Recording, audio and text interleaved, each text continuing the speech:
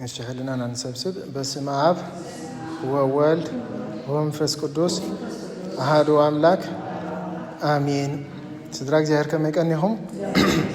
كما يوعيكم آمين. سموت العلن حيالن زهر أملاكنا بأنا بتم زين رب حباروتو زهرن استمزجنان يخون أقراري تماعات سألي تمهرت دينجيل وراري تملاكي دانا مهرت زهر كم زخبرة متن زهرت استمزجنات تخون برهتنا كلهم قدوسانو زهر عدلنا ክርስቶስ ተንሥአ እሙታን አሰሮ ለሰይጣን ሰላም ኮነ አሜን። ብምሕረቱ ፍሳን ሰላምን ደስታን ሓጎስን ዝገበረልና እግዚአብሔር አምላክና አምላክ አቦታትና ክብርን ምስጋናን ንዑ ይኹኖ። ክብናይ ወትሩ ቃሉ ዝህበና ሎሙን ቃሉ ክበናይ ኩላትና ዝሰብዖ ልቦና ክበና ናቱ ቅዱስ ፈቃድ ይኹን። እሺ ከምናቱ ፈቃድ እንዘራረበሉ ሎማዓንቲ አርእስቲ ብዛዕባ ዕርገት ናይ ጎይታና ከምኡንቲ ንእሽተይ ናይ ኣዴና ቅድስት ድንግል ማርያም ካ ብዛዕባ ምግላፃ ማለት እዩ። ምክንያቱ ዘለና ሕጂ ቅነ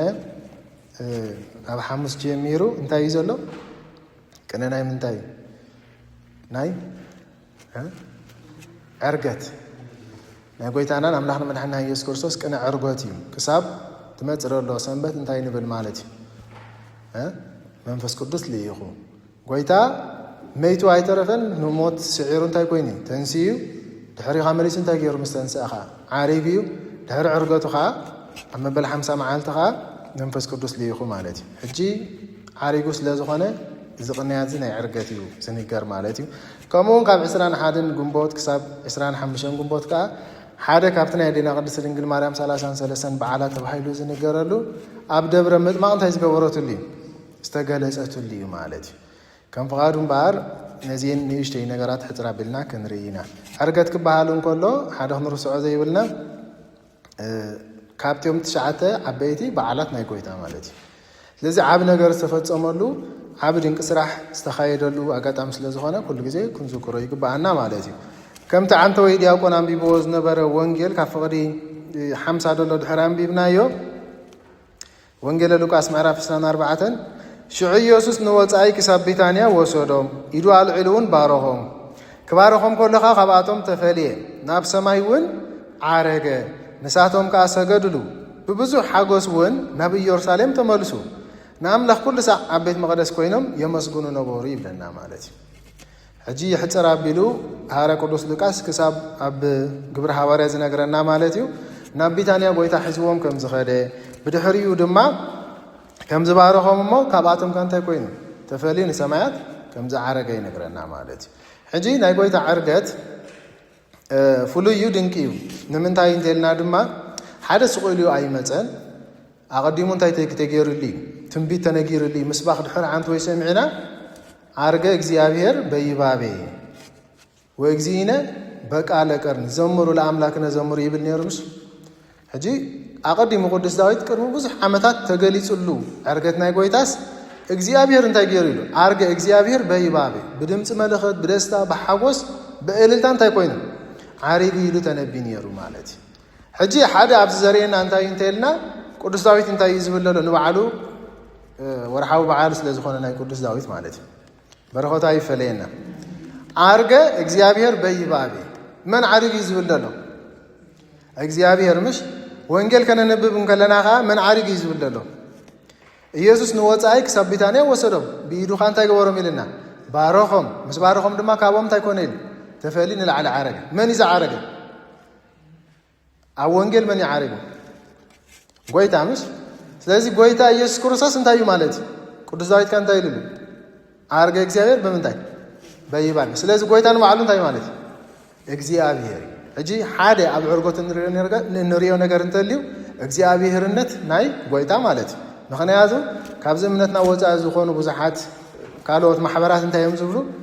ኣማላድለት ስብሃት ማለት እዩ። ክብርን ምስጋና ንዑ ይኹኖ ሓይሊ ከም ዘይብሉ ድሓስብዎ ኣለዉ። ግን ቅዱስ ዳዊት ከም ዝነገረና እቲ ዝዓረገ መን እዩ እግዚኣብሔር እዩ ማለት እዩ። ወንጌልካ ጎይታ ከም ዝዓረገ እዩ ዝነገረና። ስለዚ ጎይታ እንተ ዓሪጉ ንሱ እንታይ እዩ እግዚኣብሔር እዩ ማለት እዩ። ስለዚ እዚ ሓደ ኣምላኽነቱ በዚ ይገልጸልና።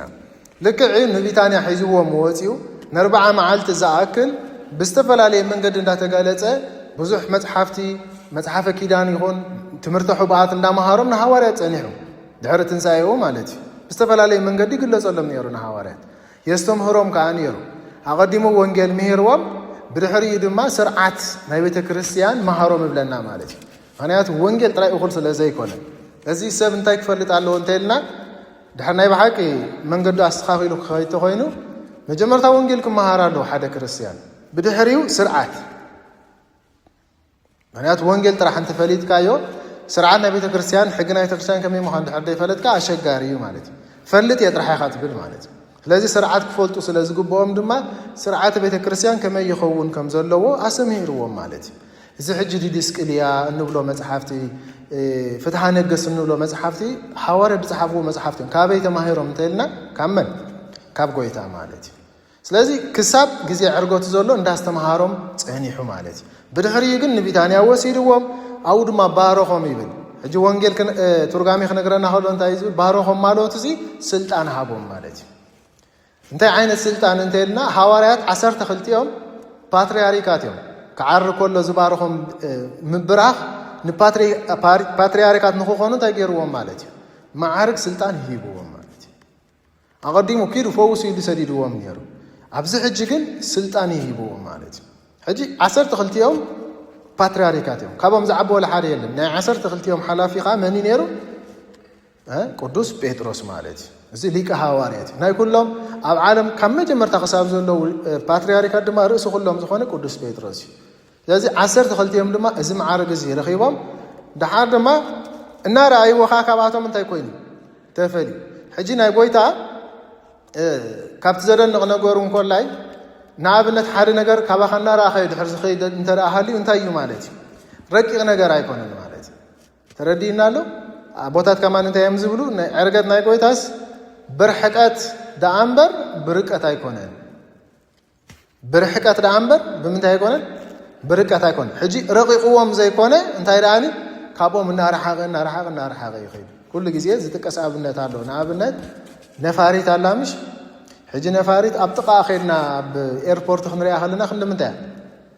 ክትዓቢ መዓት እያ ክንስቀላ ከለና ድሕሪና ዓባያ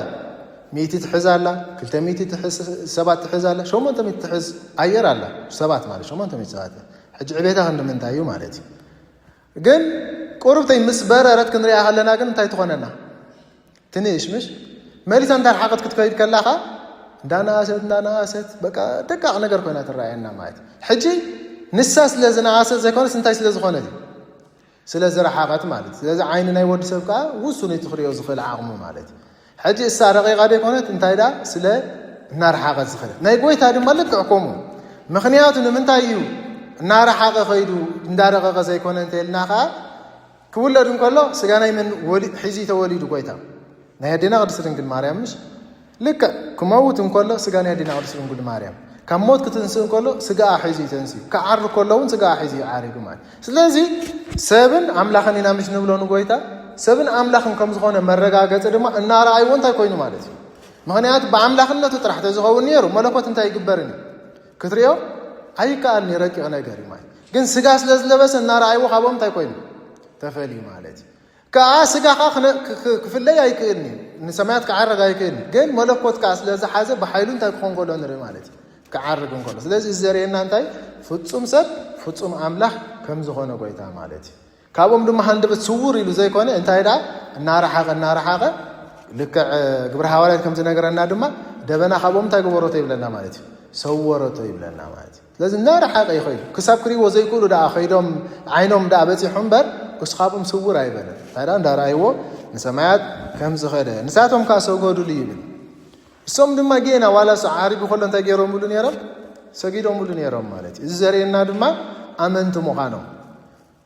የለን ኢሎም ሸለል ኣይበልዎን ክብሪ ስለዝግብኦ ዋላ ደይርእይዎን ኩንሶም እንታይ ገይሮምሉ ግን ነይሮም ሰጊዶምሉ ነይሮም እቲ ኸይራየ ዝኣምን እንታይ ኢልዎ ጎይታ በዓሉ ብፁዕ ኢሉ ማለት እዩ ምክንያቱ ከምዚ ሕጂ ቀሊል ከይመስለና ኸይረኣኻ ምእማን ቀሊል ኣይኮነን እስራኤላውያን ተፈጢኖም ነይሮም እዮም ሓደ ግዜ ድሕር ዝኩሩ ተኾንኩም ሊቀ ነቢያት ቅዱስ ሙሴሲ ነታ ምስ ጎይታ ንክዘራረብ ምስ እግዚኣብሔር ክዘራረብ ናብ ደብረ ሲና ደይቡ ንፅላት ክቕበል ማለት እዩ 40 መዓልቲ ምስ ዘንጎየ እንታይ ገበሩ እዩ ዝብል በቃ ኢሎሞ ንኣሮን ካህን መፅኦም ኣንሕና ንደልዮ ኣምላኽ እንሪኦ እዩ ቅድሜና እንዳኸደ እንታይ ዝገብረና زمرحنا يسلازي أملاخ سرحنا يلوم مغنيات أحزاب كل جزء أنت يوم زدلي حد زرع نجار يوم زدلي بقى خريب وخدوس سوا قول له كأمنه وانت هنا لازم كفتنا خلوا إسرائيلاوين بدفتنا خورك خلوا نري هواريات كن بانصارو دينا برم كنسو عاريكم كنسو زي اللي كنسو جن تاجرهم مدنيرم سجيرهم مدنيرم مالتي معنات ولا عين رأيو سلنا أمنون تاين قبرون دمات حجنا إحنا عاوز مسينا خنسجر إن كلنا نريو دينا نكزيابير جن يجوبوي بمبال بأمنات تاين قبر مالتي نعملو خسجدات نفتس مالتي إسرائيلاوين جن كوركم كلهم نري كسب مسيزمات بزحنا عارون كهن تاجرهم يوم عاشقيرهم يوم مالتي سلازي حوارات كن بانصارو شحوكا خابوم تفلين سماعت عارقون تنبره سجيدهم نغوري ولنا ده حاريقن كمتنا يقبر حوارات زنقرنا كلتا تعالى زلبسو موسو يبل مصحف كنقرنا كله ملائكت يوم معناته انك عاريرم سقيلهم يطموت نيرم يصبي نيرم اتم سبا غليلا يلمم كمزت زراخم موغيت انا سماعت كعارن كله كوم يلخ احمد صيمو حجكن تغور يلم اتو بسلام نغزاهم بسلام كيري لما مالت لك عدما بحاغوس بدستا خانا بيت مولسيبل نبي يرسالم تمليسهم ببوز حاغوس نبي يرسالم تملسو نعم لاخ كل ساعه بيت مقدس كوينهم يمسكونوا نوري نبي يرسالم تمليسهم دما نعم لاخ كل غزي بحانساب انتي غبر نيرم نግዚአብሔር አምላክ يمسكونوا نيرم تفلاليم ديكونه انتي كوينهم بحانساب مغنيات اقدمو زي انه انا تسفا ابوي كسدلكم يعني سخاتكم غنا كاب لعلي حيل كساب تقبلوا اب كتما يرسالم صنحوا لهم يبلنا حد تزاز يبوهم نيرو تتزاز انت يزبل حيل خاف سماك كساب تقبلوا ابي يرسالم صنحوا فحبولنا بلس بولكم كيدو يلنكم انت ايدا بحانساب نسوم دما خم حد لب خوينم تاي غبرون يرم بقى انا املاخنا مسغونو ابيت مقدس ينبرون يرم لك اذا حدنتهم ازي حبرتهم سلازراي دما غويتا اب 10 معالتي كاب عرغتو مالتي منفس قدس تاي غبر لهم مالتي سريد لهم اذا منفس قدس ابي يزلو انتلنا اب حبرت منفس قدس ابي يدل اب حدነት حد امخان يزلو منفس قدس دامبر بتنتن انتلكا منفس قدس እግዚአብሔር يلن ፈጽሞ مالتي ولا قداسينا انت يدي زبل كان هابن نهبر بزازياك منفس قدس مش هابنا خنحبر بمنتاي بتنات كنتاي منفس قدس مالتي ስለዚህ መንፈስ ቅዱስ ከማና ቦታትኩም ወሩ ሁሉ አብ ጊዜ ቅዳሴ ሃበነ ነህበር ክብል ኮሎ ካህኒ መንፈስ ቅዱስ ታይ ዝኸው ዝወርድ ማለት ስለዚህ መንፈስ ቅዱስ ከዓስለና እግዚአብሔር አምላክ ባርኸና እንተዳ ኮይኑ ሕብረት ሓድነት ከልወና ይግባእ ማለት ወላ ቅዱስ ዳዊት ይብሎ ይኮ ኣሕዋት በሓደ ክነብሩ እዚ ክንደይ ሰናይን ጥዑምን ይብል ማለት እዚ ኣብ ሕብረት ይዘሎ ኣብ ፍቅሪ ይዘሎ እግዚአብሔር እምበር ኣብ ጽሊ ኣብ ባሲ ኣብ ምፍልላይ ኣብ ዓሌታውነት እግዚአብሔር አምላክ የለን بحانساب حبيرة من كله ودما منفس قدس كله من كله نري ناقوي تادنك زغبرو عرقتو انتايو انتايلنا قالوا تام بولي كيدان بزحات قدسان عارقهم من سماي كما ابنت نبي إلاس عارقو نبل نبي هنوك عارقو نبل اب حدث كيدانو ننتخونه قدس ياريد تسويرو نبل ابن عرقاوي تسويرو نبل قدس يوحنس بعلو وانجلاوي نسون تسويرو نبل حج بزحات تسويرهم بزحات عارقهم انتي راي تفللي ودحريلنا زيوم قدسان عارقهم كنبلن كلنا من يعرقهم እግዚአብሔር አምላክ ማለት በኃይሉ ማይኮ እንታይዳ ንሱ ፍቃዱ ኮይኑ ኩሞቱ ፍቃድ ናፍቱ ስለዘይኮነ ይዕሪግዎም ዓሪጎም ክንብልን ከለና አኻፍሉት አበይ ከይዶም ፍለጥ ብሔረ ቡፃን አትዮም ብሔረ ህያዋን አቶም ይናንብል ማለት ናይ ጎይታ ግን ፍሉ ይዝገብሮ ዓሪጉ ክንብልን ከለና ዝዕረቆ ወላ ሓደ ሓካል የለን እንታይዳ አምላኽነቱ ኃይሉ ጥበቡ ከሃሊነቱ ተገይርዎ ይዕሪግዎ ማለት ዳሓር ጎይታ ዓሪጉ ክንብልን ከለና ቃ ኣብ ክስታይ ከይዱ አይንብልኒና ወይ ኣብ ከም ዝበጽሑ አይንብልኒና ናይ ቶም ቅዱሳን ግን ፍሉጥ ብሔረ ህያዋን አቶም ወይ ብሔረ ቡፃን አትዮም ይናንብል ወይ ገነት አትዮም ይናንብል ማለት ናይ ጎይታ ግን ቆም አይብልን ምክንያቱ ንሱ እንታይ ስለዝኾነ እግዚአብሔር እንተራ ኮይኑ ኣብ ኩሉ ስለዘሎ ማለት ሰላም ለእርገትከ ዘይትነገር መጠኑ መልካ ኢየሱስ ማለት ነቲ መጠኑ ዘይልካዕ ዘይንገር ዕርገትካስ ንዑ እንታይ ግባይ ዝብሎ ሰላም እንታይ ግባይ አይንገርኒ በቃ ናበይ ኸይዱ ናበይ ዓሪጉ እንታይ ይገሩ ከመዩ ድንቂው ማለት ናይቶም ቅዱሳን ግን ፍሉጥ ናብነት ነብይ ኤልያስ ዓሪጉ ክንብልን ከለና ምስ ወዲ መዝሙሩ ነብይ ኤልሳዕ ነይሮም አማከሎም ካ ሰረገላ እሳት መጽዩ እንተገይሮም ፈላሊዎም በሰረገላ እሳት ካ ንብሔር ህያዋን የትይዎ ነቢ ሄኖክ አካይዱ ምስ እግዚአብሔር ስለዝገበረ ሞት ከይጣዓመ እግዚአብሔር ወሰዶ ብሔረታን አተወ ይብለና ግብረ ሐዋርያት ማለት ዕብራውያን ያወራታ ስለዚህ ሕጂ አበይ ከይዶም ዘም ቅዱሳን ፍሉጥ ጎይታ ግን አበይ ከይዱ ኸማን ክንብል አይንኽእልና ማለት ኣብ ኩሉ እዩ ዘሎ ማለት ዘይት ነገር መጠኑ እዩ ዘሎ በቃ ለድሓር እንታይ ዘሎ ለንብረትከ ሰላም ውስጥ ኣብከ በየማን ሓቀ ከምኡውን ኣብ የማን ኣቦ ምቕማጥካ ንዕውን እንታይ ይግባእ ይብሎ ማለት እዩ በቃ ኣቦ በይ ዘሎ ሕጂ ድሕር ኢልና ኣብ ዝሉ ክንብሎ ንኽእል ኢና ምክንያቱ እግዚኣብሔር ኣበይ ስለ ዘሎ ኣብ ኩሉ ኣብ የማን ኣቦ ንምቕማጥካስ ንዕኡ ኸመን ሰላምታ ይግባእ ይብሎ ማለት እዩ ስለዚ ኣብዚ ዘሎ ይበሃል ንእግዚኣብሔር ኣብ ኩሉ እዩ ዘሎ ኣይትዝክሩን ምስጢረ ስላሴ ድሕር ዝክሩ ተኹንኩም